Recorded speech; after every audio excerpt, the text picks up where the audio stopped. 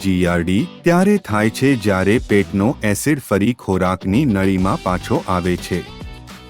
આ એસિડના બેકફ્લોને કારણે હાર્ટબર્ન અને એસિડ રિગર્જિટેશન થાય છે.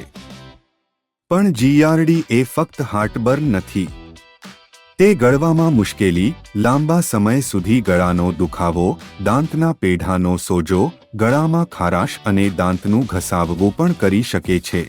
તો જીઆરડી શા માટે થાય છે? થતા કારણોમાં નીચેની વસ્તુઓ સામેલ છે: ભારી ભોજન, સ્થૂળતા, ધૂમ્રપાન, દારૂ, રાત્રે મોડું ખાવું, તણાવ અને અમુક દવાઓ. શરીર પરના તન કપડા ફ્લક્સને વધુ ખરાબ બનાવી શકે છે. સારા સમાચાર એ છે કે જીઆરડી ને નિયંત્રણમાં કરી શકાય છે. થોડું થોડું ખાવું, જમ્યા પછી તરત ન સૂવું, રાત્રે સૂતા પહેલા 2-3 કલાકનું અંતર રાખીને જમવું આરોગ્ય માટે સારું છે. રિફ્લક્સથી ઊંઘમાં તકલીફ થાય તો પલંગના માથાનો ભાગ ઊંચો રાખો. ચરબીયુક્ત અને મસાલેદાર ખોરાક, કોફી અને ગેસવાળા પીણા ઓછા કરો. અને યાદ રાખો, ધૂમ્રપાન છોડવું અને દારૂ ઓછો કરવો એ ખૂબ અસરકારક પગલાં છે.